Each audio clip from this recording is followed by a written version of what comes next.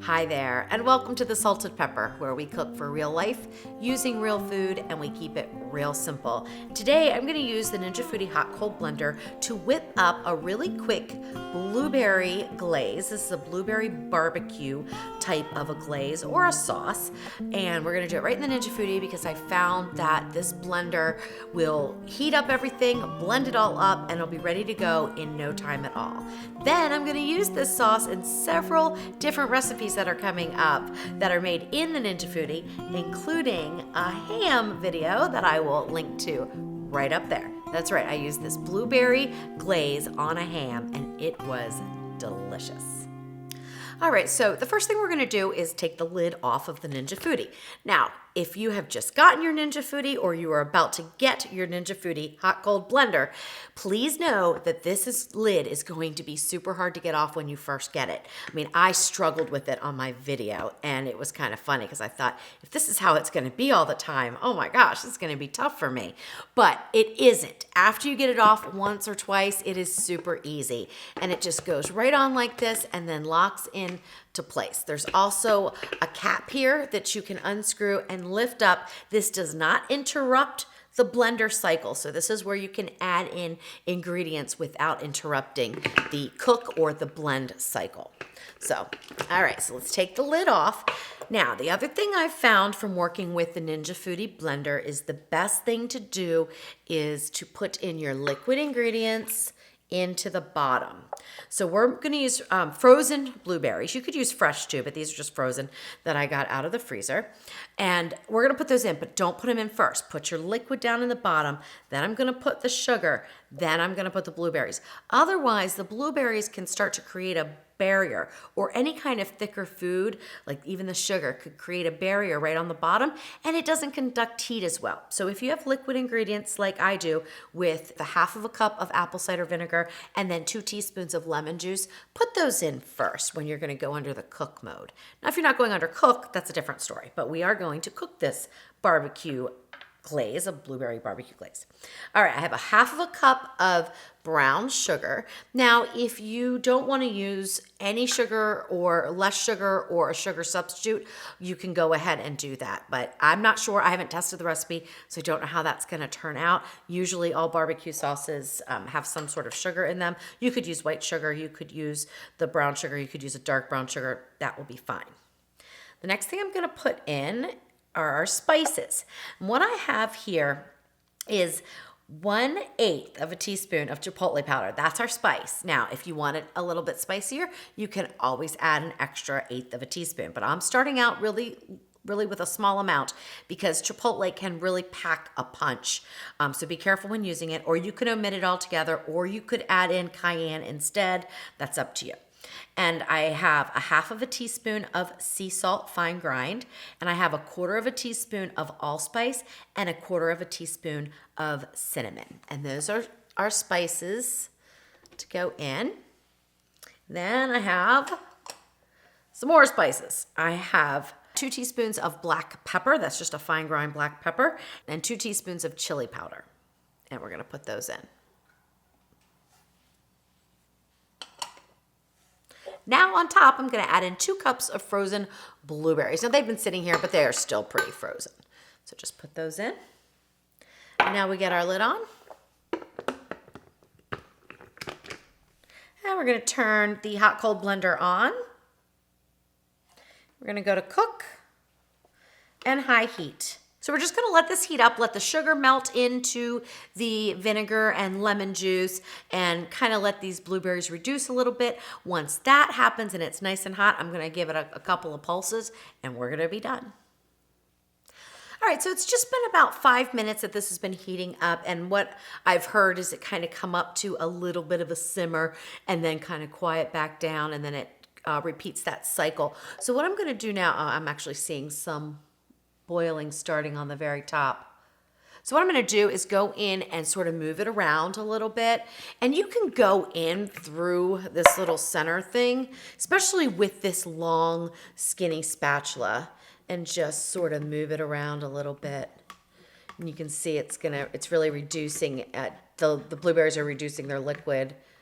And I think we'll be good now. And then now it should really start to boil up for us. I can already hear it.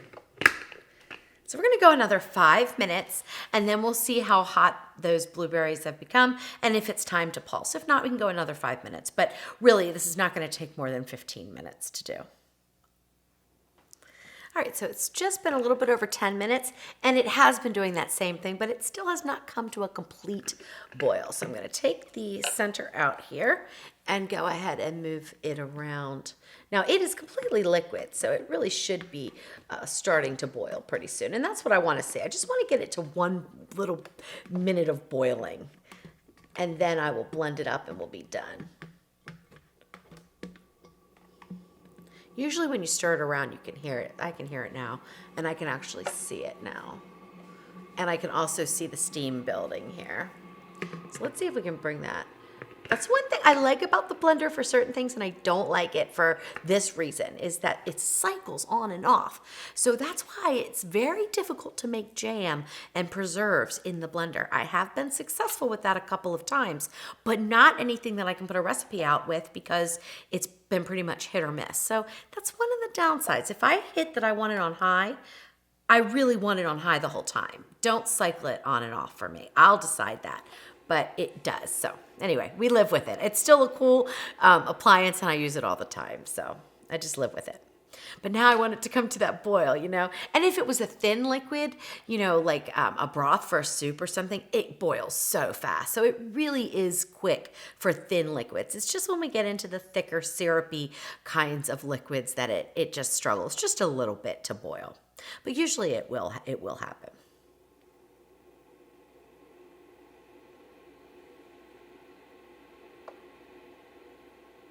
One thing I can say, resist the urge to blend it though. I've tried that. I've got impatient and I've just hit the pulse and that's just gonna make it thicker. So don't do that if you've got some kind of whole fruit or, you know, whatever you're cooking. If you've got whole pieces in there and you're trying to get it to boil, don't blend it beforehand. All right, so we're coming up on 15 minutes, and that's all I'm gonna do. It is hot in there, even though it never came to a complete boil. It's very liquefied, it's very hot. This is hot to touch. It's gonna be fine.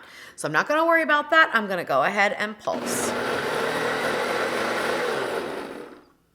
Now watch it come to a complete rolling boil, right?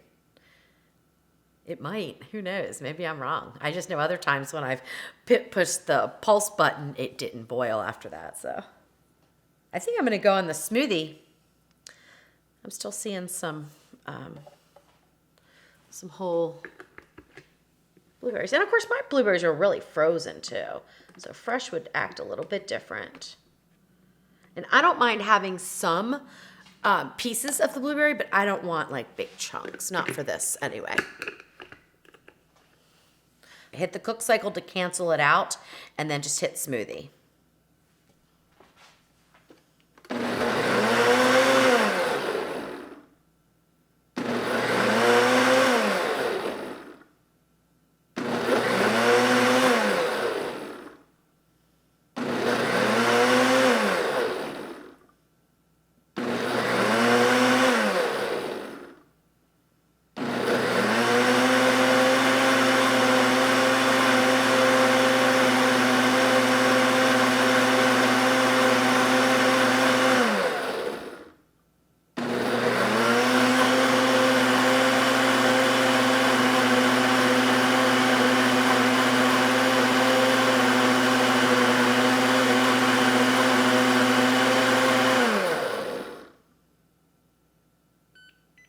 All right, there we go. Now let's go ahead and open this up, and it is steaming hot. I mean, steaming hot. This is gonna look extremely thin. It will thicken up as it cools.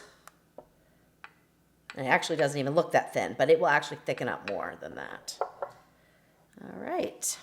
I'm just putting a little bit in there so I can taste it, and I'm gonna taste it on a little cracker that just has some cream cheese. Because I mean, I could eat it like in the spoonful, but it doesn't really give you a good idea of how balanced it is with other flavors. So I'm gonna just put a little bit on my cracker here, and we'll see how delicious it is.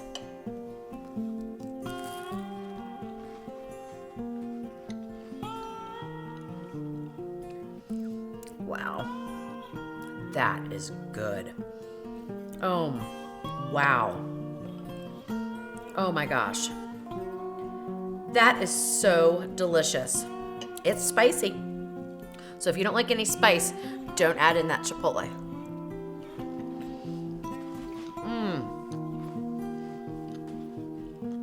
It's superb. Absolutely superb.